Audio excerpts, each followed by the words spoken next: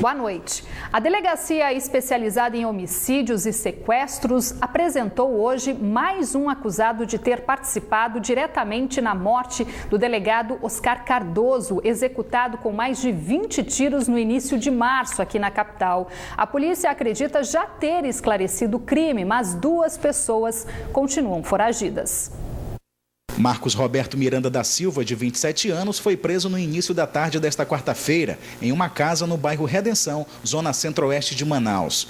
No momento da abordagem, o suspeito, que tentou fugir, foi encontrado com cerca de 1,5 kg de entorpecente e também foi indiciado por tráfico de drogas.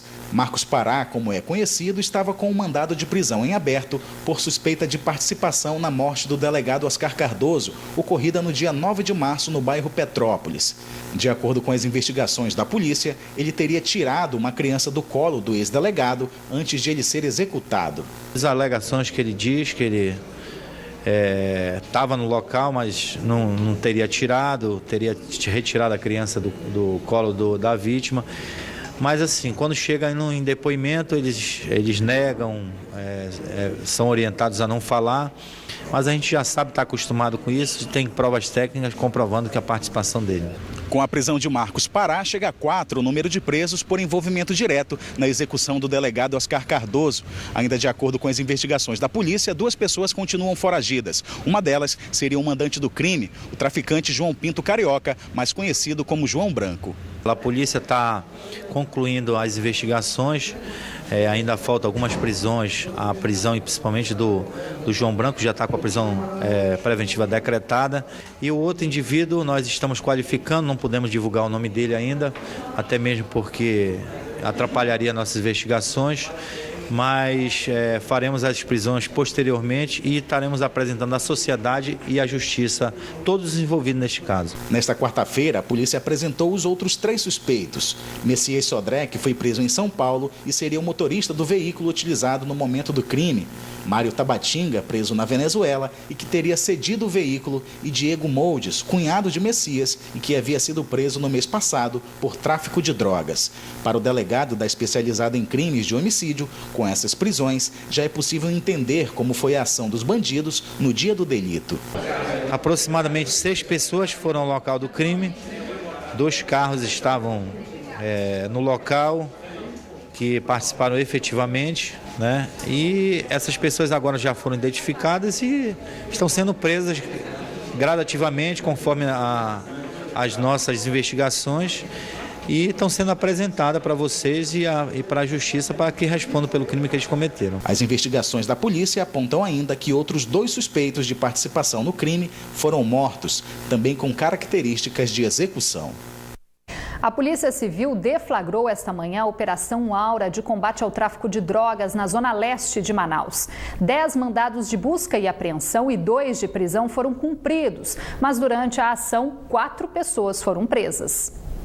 A operação foi resultado de 2 meses de investigações baseada em denúncias da população. Marcelildo Oliveira da Silva, de 34 anos, foi preso em flagrante com esta moto, uma quantidade em dinheiro que não teve a fonte revelada e material para uso de drogas. A polícia já investiga o envolvimento dele em um homicídio ocorrido em janeiro deste ano. O Irlen Soares Ramos, de 23 anos, foi encontrado com 2 porções de cocaína em pedra e foi preso em flagrante. De acordo com a polícia, eles são conhecidos por atuarem no tráfico de drogas na zona leste de Manaus. Já Fabrício Santos de Souza, de 33 anos, e Nonato Barbosa da Costa, de 23, estavam com mandados de prisão em aberto por roubo. Eles são acusados de assaltar pequenos comércios na zona leste de Manaus. Ambos abandonaram o cumprimento da pena e, por essa razão, estão voltando aí ao sistema penal para que cumpram as suas penas. Tá? Somado a isso, a operação foi exitosa no sentido de que conseguimos flagrantear mais 2 pessoas, sendo uma por tráfico de drogas e a outra por petrechos relacionados à fabricação de droga. Todos os 4 acusados já têm passagem pela polícia. Sim, nesse caso todos têm passagem por tráfico de drogas ou por roubo, tá certo? No caso dos 2 que o 30º DIP ficou incumbido em cumprir, todos já respondiam por outros crimes anteriormente. 3 pessoas ficaram feridas agora à tarde no bairro Coroado, em Manaus, durante tiroteio e perseguição entre policiais e bandidos. Entre as vítimas, um PM baleado e um motociclista que acabou atropelado. Um dos assaltantes também foi baleado e acabou preso. Um menor foi apreendido, outros 2 conseguiram fugir. Os 4 homens estavam nesse carro e, segundo a Polícia Civil, seguiam em direção à zona leste da cidade. Eles se reuniram ali na Praça de São Francisco, a convite dos outros 2 que fugiram, para meter uma parada. Então, um assalto, alguma história desse tipo, já que os 2 estavam armados. Então, eles se dirigiram aqui para o Coroado e, segundo eles iam assaltar um mercadinho, mas por algum motivo não deu certo. Aí eles receberam um telefonema para meter outra parada na zona leste. E aí foi quando a polícia deu ordem para que eles parassem, o aviso sonoro para parar, e eles iniciaram a fuga. Na perseguição, os suspeitos atropelaram este motociclista, que preferiu não se identificar. Eu fiquei assustado, devido a ter um acidente, não ter sido atropelado por outros veículos. Mas graças a Deus foi só escoriações, sem dano nenhum, nada quebrado. Pouco depois, os bandidos trocaram tiros com a polícia. Um PM e Alexandro Cardoso de Melo, de 19 anos, que estava com os suspeitos, foram atingidos. Houve troca de tiro, eles atiraram na guarnição da 16ª. E 2 foram presos, um foi alvejado, um policial nosso foi alvejado, recebeu um disparo na perna. E 2 infratores fugiram, que estavam armados, eles se evadiram. Todos os feridos foram encaminhados ao SPA do bairro Coroado e já foram liberados. Um adolescente de 16 anos também foi apreendido. Os outros 2 suspeitos, identificados apenas como Diogo e Bruno, roubaram uma motocicleta no local e fugiram. As empresas que operam o estacionamento em 3 shoppings da capital voltaram a ser multadas nesta quinta-feira durante a Operação Tolerância Zero, realizada pelo PROCON, em parceria com secretarias municipais e a Comissão de Defesa do Consumidor da Câmara Municipal. Esse consumidor diz que achou abusiva a cobrança pelo estacionamento em um dos shoppings que tiveram o serviço fiscalizado. Eu questionei com a moça que me atendeu, certo? Porque eu estava pagando R$6, que eu só estava usando 1 hora. Ela questionou que no momento que eu uso 1 hora, eu tenho que pagar pelos 6, que eu tenho 4 horas. Mas como que eu vou pagar R$6 se eu não vou usar as outras 3 horas, se eu usei 1? Em todos os 3 shoppings multados na operação dos órgãos de defesa ao consumidor, foi verificada a prática abusiva de preços e o descumprimento das leis. 200% de aumento, saindo de R$2 a hora que era praticando a R$6 a hora. Neste centro de compras que fica no bairro Chapada, na zona centro-sul da capital, o valor da multa foi de 1.500 unidades fiscais do município, o equivalente a R$118 mil.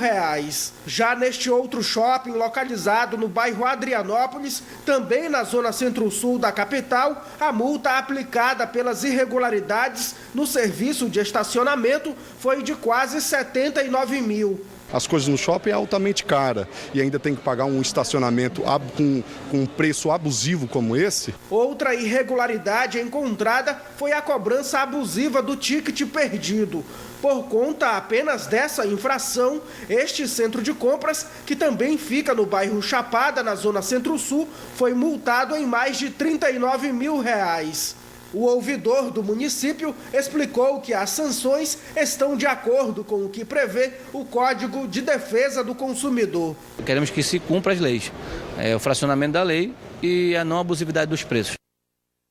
Nós tentamos contato com a empresa Amazon Park, que administra o estacionamento dos 3 shoppings percorridos pela operação, mas nenhum representante foi localizado para comentar o caso.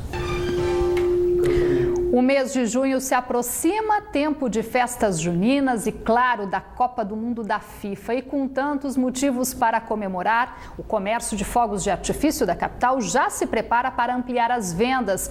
Mas os especialistas alertam para os cuidados antes de manusear esses artefatos explosivos para evitar acidentes. Essa comerciante afirma que segue à risca as normas previstas para a venda dos produtos, que são variados. Os foguetes e os artefatos pirotécnicos estão entre os mais vendidos. Mas para comercializar esse tipo de produto, é preciso ter autorização e funcionários capacitados para orientar os clientes. Não vende para criança e procura não vender para pessoas alcoolizadas. Quer dizer, tudo que sai aqui sai da mão de um adulto, porque mesmo um estalinho, sendo um produto infantil liberado, com a venda liberada, mas ele queima quando jogar direto na pele. No Amazonas, as fiscalizações das vendas e queima dos produtos vão ocorrer com mais rigor este ano, no período em que será realizada a Copa do Mundo. Em vigor desde o último dia 14 de maio, uma portaria da Secretaria de Segurança Pública do Estado prevê uma série de normas que deverão ser respeitadas com o objetivo de prevenir os acidentes pessoais e coletivos. Haja visto que nós temos inúmeros festejos, tanto na capital como no interior, principalmente agora com a chegada da Copa, onde os comerciantes deverão se adequar a essa portaria, bem como as empresas que patrocinam shows pirotécnicos deverão também se enquadrar. Se não for feito corretamente, o uso de fogos de artifício pode ser extremamente perigoso. Esse sargento do Corpo de Bombeiros explica que o produto deve ser usado em locais adequados e ao ar livre. Uma dica de segurança é encaixar um no outro e assim eu acende o de cima. Dessa forma, o foguete vai estar mais distante da sua mão na hora do acionamento. Sempre direcionando exatamente para cima. Não pegue direções diagonais, muito menos direções horizontais. Sempre para cima. Alguns fabricantes também já dispõem junto dos foguetes uma base plástica para lançamento. Só que é muito importante que se lembre de colocar pesos aqui no calço. Pode ser um tijolo, uma pedra, de forma que isso fique preso no chão. O aconselhável é descartar o material restante após o perfeito funcionamento do produto ou em casos de falha. Vale lembrar que a falta de conhecimentos técnicos pode levar a acidentes com consequências graves.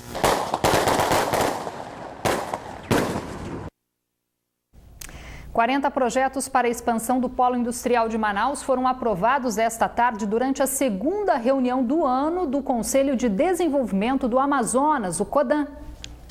Foram aprovados cerca de 695 milhões de reais em projetos para o Polo Industrial de Manaus, quase 200 milhões a menos do que foi aprovado na primeira reunião em março desse ano. Para o presidente do Centro da Indústria do Amazonas, parte dessa redução é resultado da incerteza sobre a votação da PEC que prorroga a Zona Franca de Manaus por mais 50 anos. Eu acho que interfere sim, porque ninguém vai fazer novos investimentos aqui na nossa região e nem ampliar os investimentos já existentes se não tiver a segurança jurídica de que os incentivos serão mantidos. O fato de ter tido essa redução tem a ver com a prorrogação, pode ter, sim, o impacto da prorrogação, mas tem a ver com a conjuntura econômica que nós estamos passando, a questão da proximidade das eleições, e isso também gera incertezas. A votação em segundo turno da PEC da Zona Franca na Câmara Federal foi adiada mais uma vez nesta quarta-feira. Mas, segundo o secretário de Planejamento do Estado, as discussões em Brasília não impactam a aprovação de projetos em Manaus. Nós temos receptor de satélite para TV, né? Nós temos balsas, empurradores, quer dizer, equipamentos também na área náutica. Então, continuamos achando que os empreendedores todos estão acreditando na Zona Franca e a pluralidade da pauta sinaliza nessa direção. Para o presidente da Federação da Indústria do Amazonas, ainda é cedo para pensar em alternativas para o modelo da Zona Franca, mesmo com o receio dos investidores. Essas alternativas, ao longo desses anos todos, têm se procurado, mas não se troca um modelo como é este a troco de caixa, não. Com a aprovação dos 40 projetos esta tarde no Conselho de Desenvolvimento do Amazonas, devem ser criados nos próximos 3 anos mais de 1.500 empregos. Vamos saber agora como vai terminar a semana aqui na capital e também alguns municípios do interior do estado. Os detalhes da meteorologia no mapa.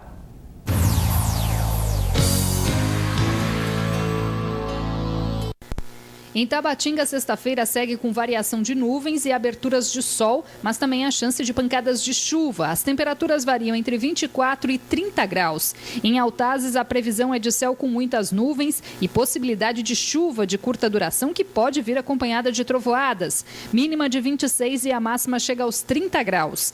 Na capital, o tempo fica encoberto a nublado e também com previsão de pancadas de chuva no decorrer do dia. As temperaturas variam entre 25 e 32 graus.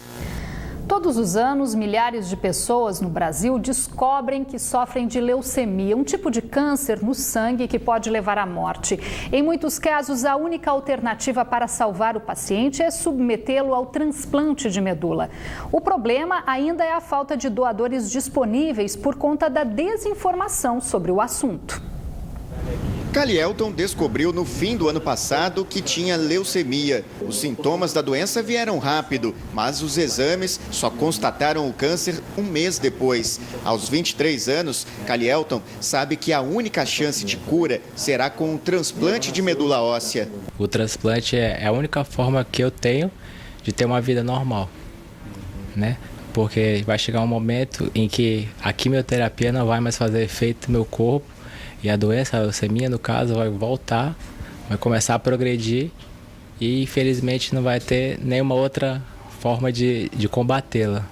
O problema é a falta de doadores de medula. É preciso haver compatibilidade genética entre doador e paciente. As chances são de 50% entre irmãos. Quando não há esse vínculo de parentesco, a probabilidade de encontrar um doador ideal é de 1 para cada grupo de 100 mil doadores.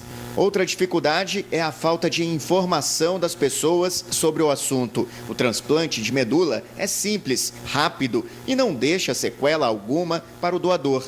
Medula espinhal não tem nada a ver com medula óssea. Medula óssea é no interior dos ossos. Duas maneiras de você retirar essa medula. Por punção direta, que você vai precisar de fazer um procedimento cirúrgico para isso. E aí você vai ser avaliado clinicamente para isso. E o outro é a aférese. Para o doador é a coisa mais fácil do mundo, porque 24 horas depois ele já pode trabalhar. Quem quiser ser doador, basta ir ao hemocentro e manifestar o desejo para que o sangue seja coletado. Depois, a amostra é enviada para o INCA, no Rio de Janeiro, onde o sangue é analisado. As informações são guardadas no Registro Nacional de Doadores Voluntários de Medula Óssea. Adalberto é doador de sangue, só que desta vez decidiu se cadastrar como doador de medula. Eu decidi pela sensibilidade das pessoas, né, que querem um doador, e eu estou aqui pronto para servi-los. De acordo com o Instituto Nacional de Câncer, este ano, pelo menos 10 mil novos casos de leucemia devem ser registrados no Brasil. A família de Calielton também faz campanha no Hemoan e na internet para conquistar mais doadores e, quem sabe, encontrar o doador compatível que pode salvar o jovem. Além de a gente acreditar que o Calielton vai encontrar um doador, né, 100% compatível, nós também temos a alegria de imaginar que outras pessoas, né, em Manaus ou fora de Manaus também estão encontrando através dessa campanha e de outras campanhas. Eu, particularmente, estou esperando essa pessoa. Né? E no Amazonas a gente precisa muito disso, porque são muitas pessoas que precisam e poucas pessoas que estão disponíveis para se tornarem doadores. Restaurantes da capital participaram na noite de ontem de uma competição gastronômica. A inspiração para os pratos veio dos países que vão disputar a Copa do Mundo da FIFA aqui em Manaus.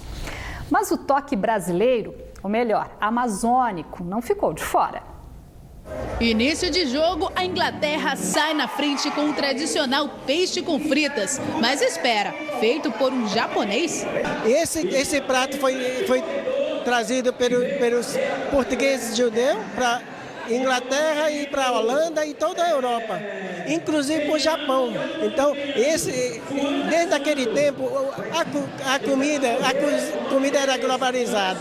No segundo tempo, a Itália se recupera e parte para o ataque com a lasanha de picanha.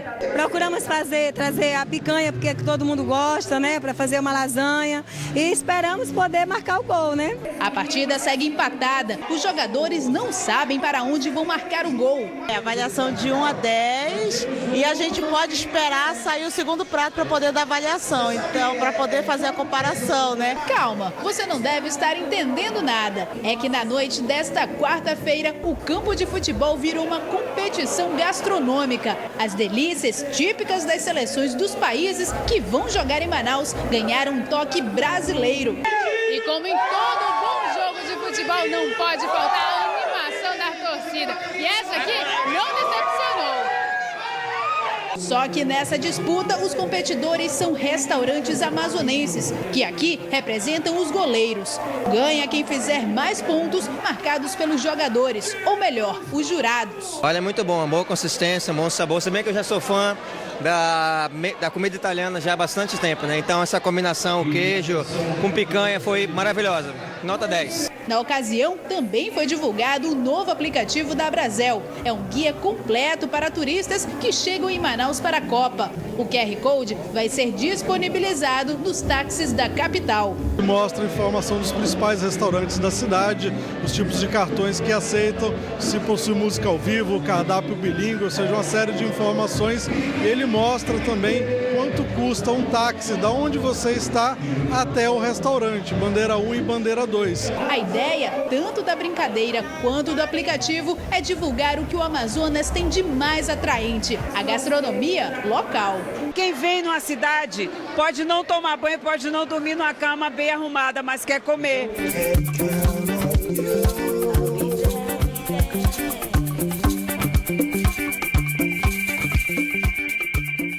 Está bem delicioso. E foi aberta agora há pouco na Galeria do Largo a exposição Meu Universo Visual do artista plástico amazonense Zeca Nazaré.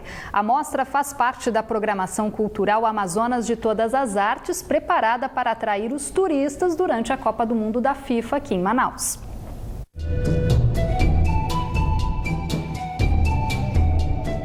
Ícones que fazem parte da cultura amazônica, retratados de forma mágica e colorida pelas mãos deste artista plástico. Zeca Nazaré é amazonense e trouxe para esta exposição, denominada Meu Universo Visual, 47 peças entre pinturas, esculturas, objetos e impressões digitais que falam um pouco da relação do homem com a natureza. Eu nunca, mesmo estando fora, eu nunca me divorciei, né, dessa Amazônia dos barcos, né, que eu coloco, das festas de beiradão, né, coisa que eu gosto. A fauna e a flora, sabe, o caboclo andando dentro dos rios, essas coisas tudo são importantes para mim como observação, né, que é o que eu estou vivendo hoje, né. E isso me inspira muito para fazer esse trabalho. Nas peças de Zeca Nazaré, objetos simples como a pipa, conhecida na nossa região como papagaio, ganham um tom ainda mais lúdico. Neste espaço reservado para os voadores, uma das pinturas, o poste Papagaios, ganhou uma representação física. Os voadores é uma lembrança de quando eu era moleque que botava papagaio, né? Aqui na Avenida Tarumã, aqui em cima. É essa visão, tudo, eu junto, é uma coisa que o artista, né, tem essa possibilidade, né, a gente, graças a Deus, tem cria, sabe, uma coisa, assim, uma lembrança, às vezes, se transforma num objeto, né, se transforma num quadro, se transforma, sabe, num objeto, então, isso é uma coisa que eu gosto muito de fazer. A exposição faz parte da programação cultural Amazonas de Todas as Artes para a Copa do Mundo da FIFA. Essa é uma exposição para abrilhantar essa felicidade que eu acho que o Brasil está passando, né, que é a Copa do Mundo. Então eu estou feliz de a minha exposição estar dentro desse contexto. A exposição segue até o dia 3 de agosto na Galeria do Largo, localizada na rua Costa Azevedo, no centro de Manaus. Inicialmente de terça a domingo, a partir das 17 horas até as 21 horas.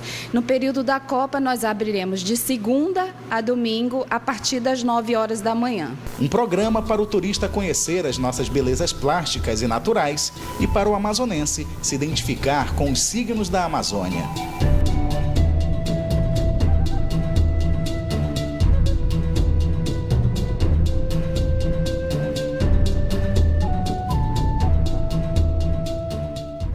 Vale conferir. Vem aí o Jornal da Band, trazendo as notícias do Brasil e do mundo. Boa noite para você, até amanhã.